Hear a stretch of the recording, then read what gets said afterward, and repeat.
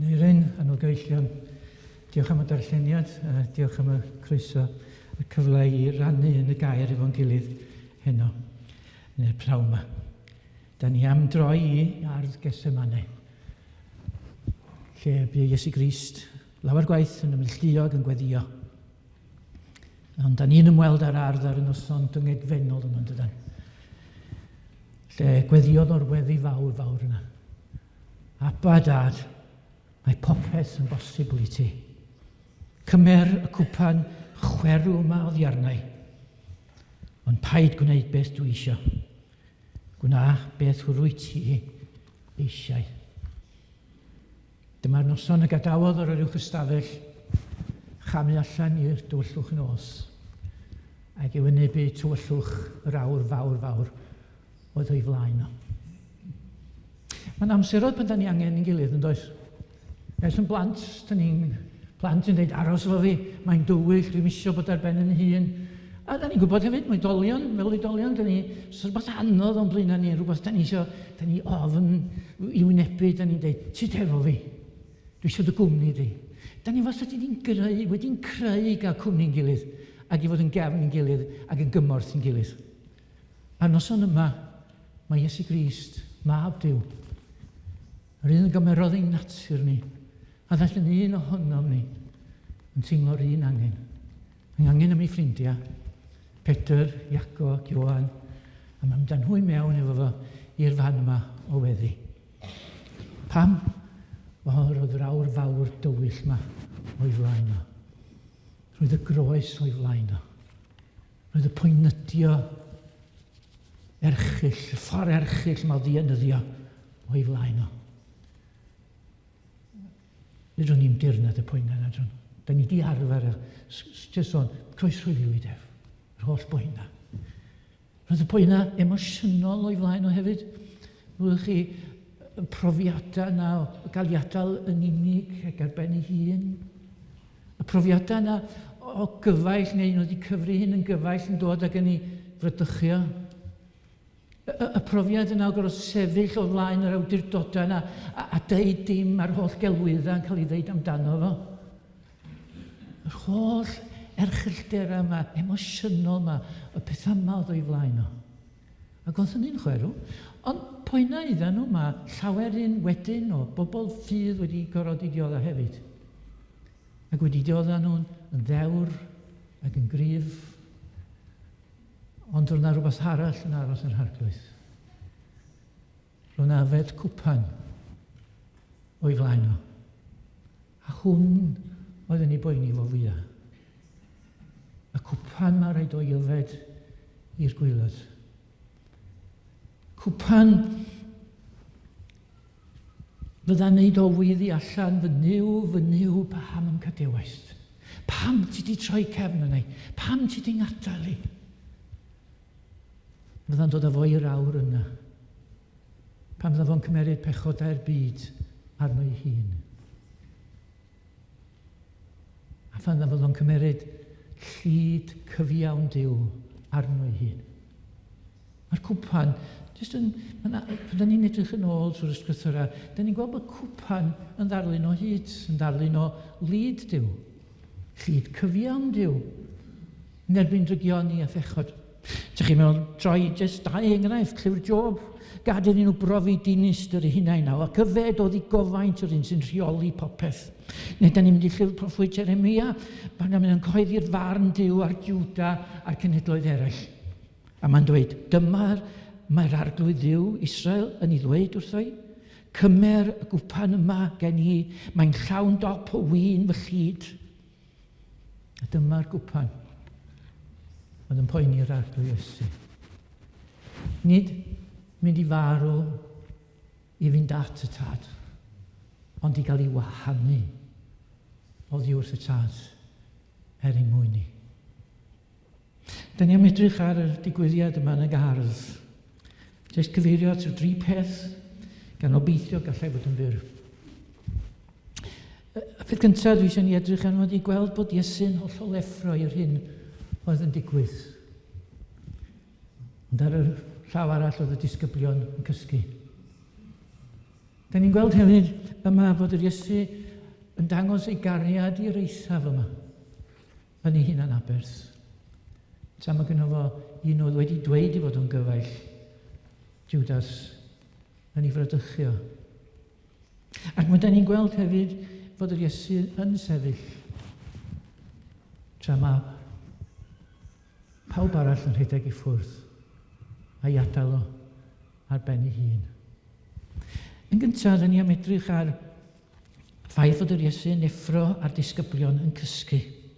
Un sy'n effro Iesu Grist i bod erioed yn dweud, pan ni'n edrych ar ei weinidogaeth oedd o'n effro, effro i anghenion corfforol yn dweud. Oedd o'n effro i angen pobl am fwyd, pan oedd o'n bwydo'r tyrfaoedd. Oedd o'n effro i anghenion corfforol, pobl ag yn iachau yn dweud.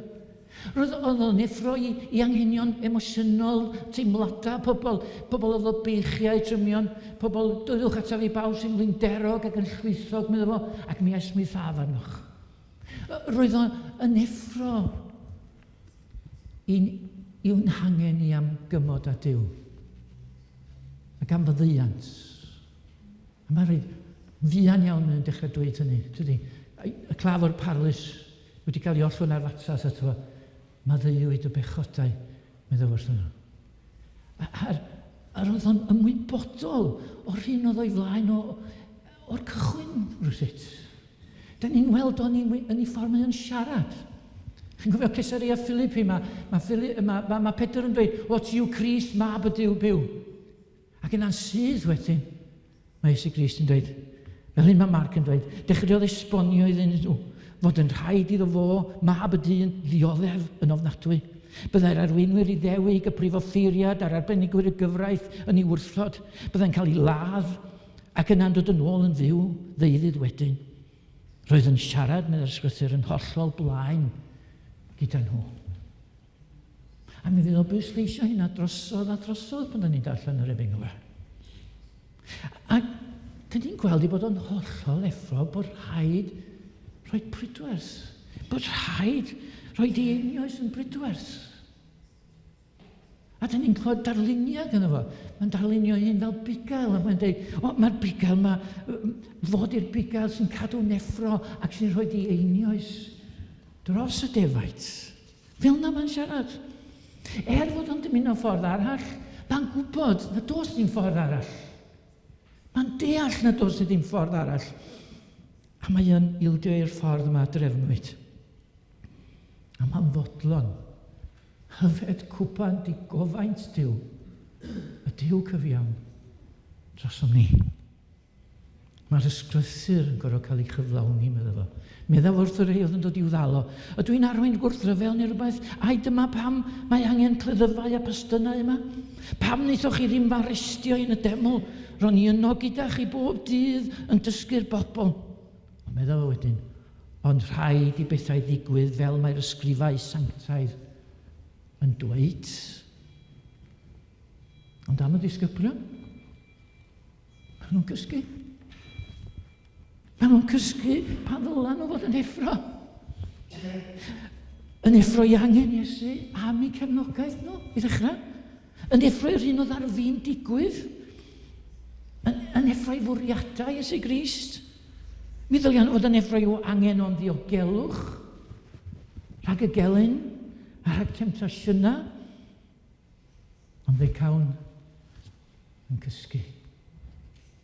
Hawdd ysgyn yn cysgu, ynddi? Pob yn effro gobeithio. Ne? Hawdd ysgyn yn cysgu. Chyn i cysgu, sy'n di cysgu, wel, cysgu a ni'n wedi gobeithio bod yn neffro i rhywbeth.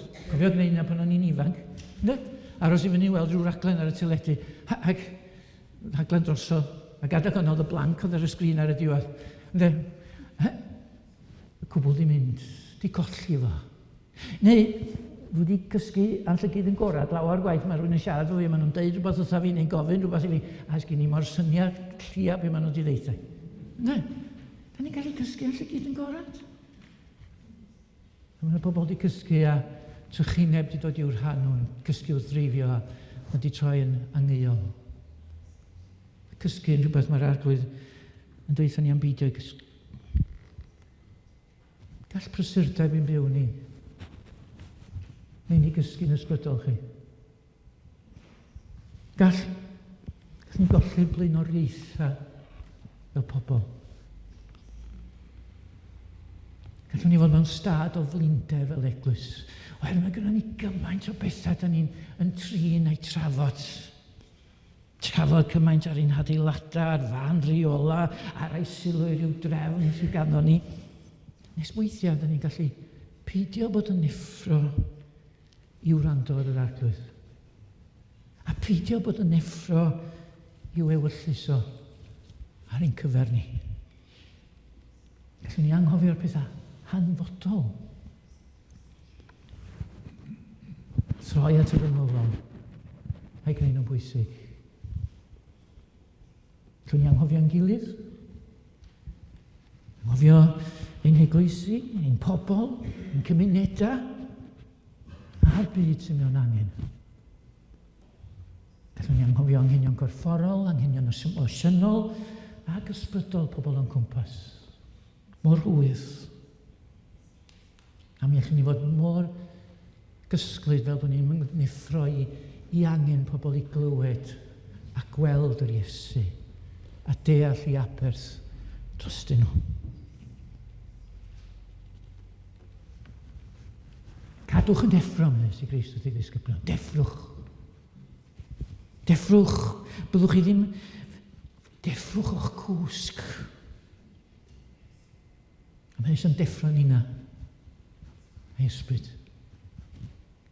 Eisiau agor yn llygaid ni edrych a gweld, sylwi ac ymateb. Mae'r eglwys yn Gyffredinol, mae rhywbeth trist amdani, cysgu. Ond mae yna rhywbeth gogoneddus am yr eglwys yma, yr un bobl ar dydd y Pentecost. Gweddiwn am i ni fod yn yr eglwys dydd y Pentecost. Yn eglwys sy'n gweld, yn clywed, yn sylweddoli ac yn sefyll. Na'r peth cyntaf, mae'r Iesu'n effro, a mae'n galw ni na i fod yn effro. Yr ail beth dwi eisiau rannu ydy, dyma amlygiad o gariad Iesu Grist tuag ato ni. Ac eto mae yna un o'r oedd ni blith o'n dod ac yn ei gysanu ac yn frydychio, sef Judas. Da ni'n tueddu feddwl am gariad, neu mae'r byd yn meddwl am gariad, beth bynnag yn aml iawn yn herma, just deud rhyw eiriau neis, dwi'n dy garu di fel hyn a fel arall, a rhyw gofleidio mawr. Neu, dwi'n rhoi rhyw gan i ti, can am rhyw fel dwi'n dy garu di fel hyn ag ati. Ond mae cariad yn fwy na hynny, dydy. Da ni'n meddwl am gariad weithio fel cysan. Cysanu rhywun. Ond i gysan, yn ddim byd na chdi sa di'n dod o'r galon, na chdi. Mae rhywbeth eich iawn ni, sa di'n dod o'r galon yn dod. A fanno mae'r arglwydd yn edrych. Edrych ydyn ni'n ei gario. Ac yng ngardd Gyffredinol, yn yr awr dywyll yna, mae Iesu Grist yn rhoi mynegiant o'i gariad at ei dad a'i gariad at ni yr un pryd.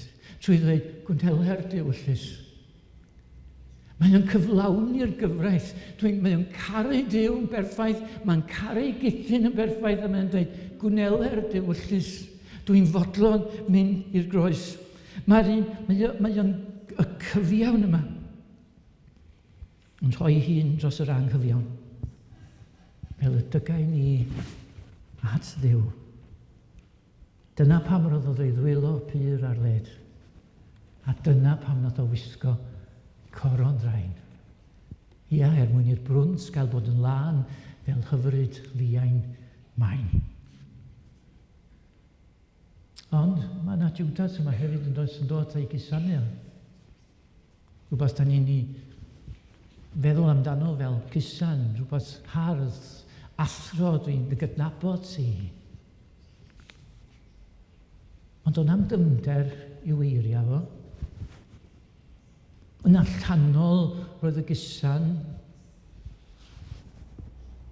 yn fewnol, ond ar ei welyniaeth yn erbyn Iesu Grist a'i eiriau, a'i fwriadau a phopeth.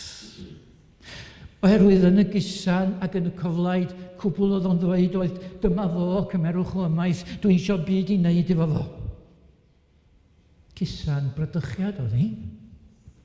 Dweud wrth Iesu, dwi'n eisiau dy gwmni di. Dwi'n eisiau dy ddysgeidiaeth di. Dwi'n eisiau dy eiriau di. Dwi'n eisiau dy ffordd di.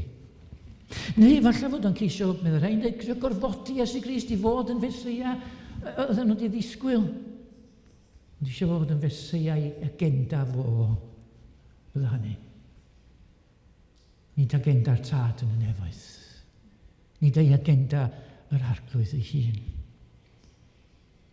A mae o yn cael ei hun yn bradychu, ac yn gadael ei hun heb o leini ac heb o baith yn y byd. Beth amdano ni?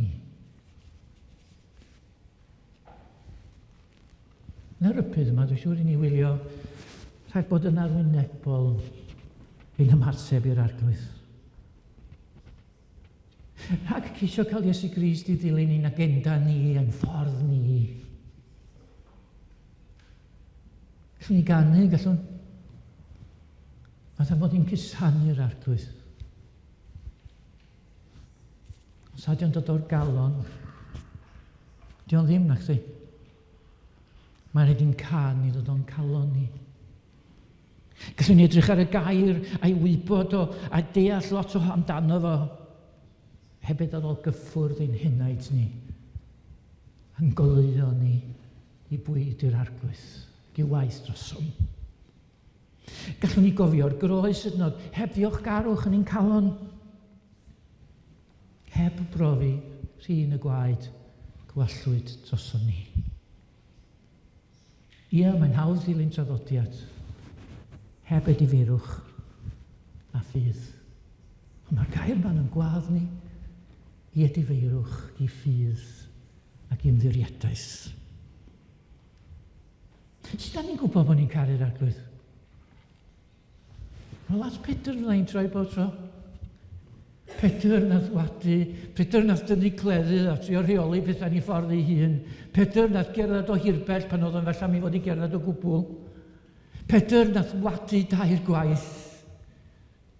Ond Pedr a dorodd ei galon ar ôl gwneud. Chmo, os da ni'n caru rwy'n go iawn, os da ni'n ei brifo nhw, da ni'n dod i brifo o'n mewn. Oedd ei fethiant, o'n ei frifo fo. Ac yn ei droi o i edifeirwch ac i geisio'r arglwydd. A mae'r arglwydd yn delio mor dyner ar rhai sy'n ei fethio. Mae'n cyfarfod ag o. A mae'n cyfarfod o'r lan môr ac mae'n gofyn, wyt ti'n fy ngharu'n fwy na'r rhain? Wyt ti?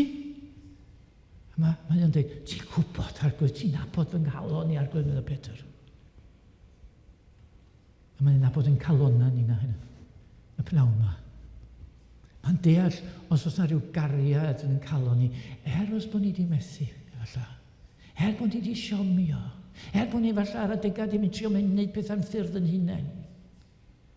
Bod ni wedi dilyn o hirbell. Mae'n jyst yn gofyn, wyt ti'n fy ngharu? Ac mae bwrdd yr arglwydd yn agorad i bawb sy'n caru'r arglwydd Iesu Grist, ydy. Da ni'n gwybod da ni'n gario ddigon. Mi ddyla ni ddod gan wybod bod ni eisiau gario'n fwy ac yn well. Sut da ni'n dod i garu'n fwy? Wel, cadw'n golwg arno fo. Dyna pan bod y bwr yma mor bwysig yna.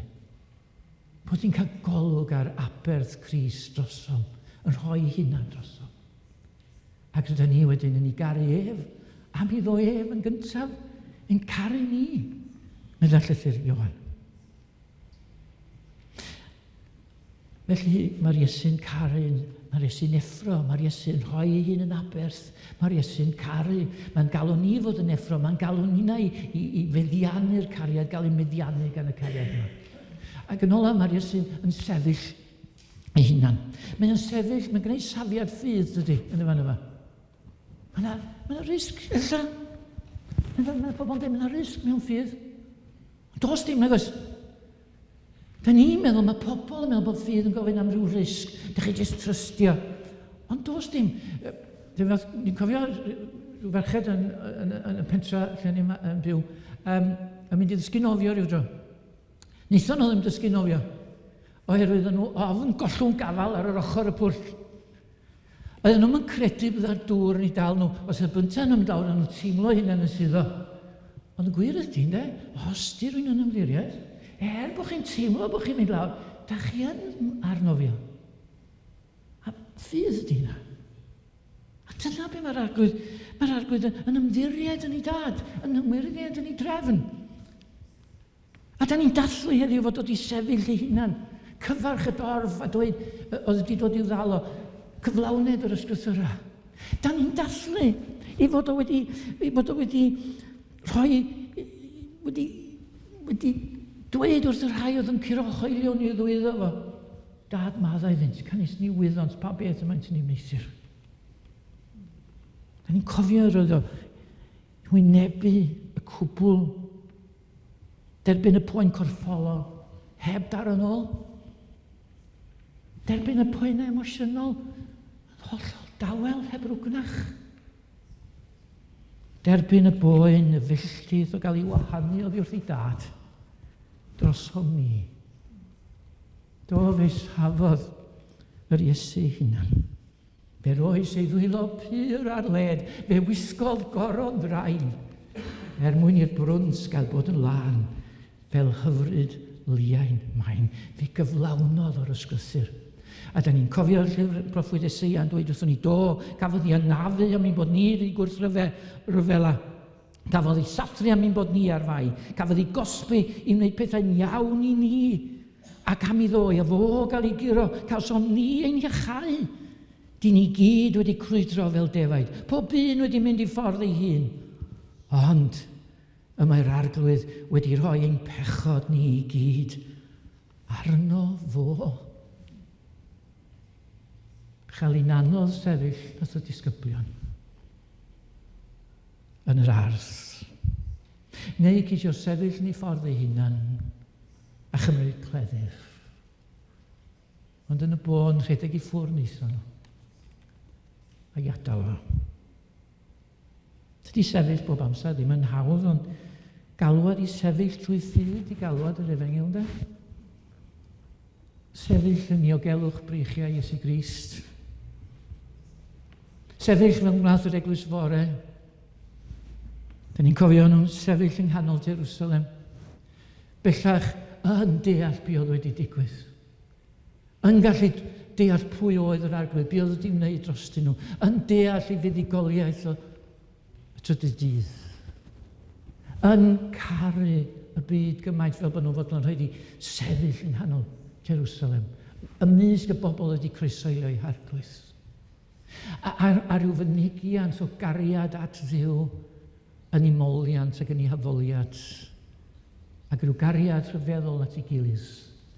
Ac at y byd colledig o'i cwmpas. A dyna di'r alwad i nina heddiw, ynde. Galwad i fod yn effro. Ni'n harglwydd yn gwaredwr. Giwalwad o arnom ni. Galwad i'w garu o'n fwy, oherwydd mae cariad perffaith yn bwrw allan ofn. Galwad i geisio ei nerth i ysbryd glân, i allu sefyll drosto, a bod yn gorff iddo mewn gwirionedd, yn y dyddiau tywyll hyn da ni'n byw yn nhw. Gan gofio fod tywyllwch wedi ei drechu gan ein harglwydd yn gwaredwr Iesu Grist. Diolch i chi am eich gwrandawiad eich amynydd. Amen.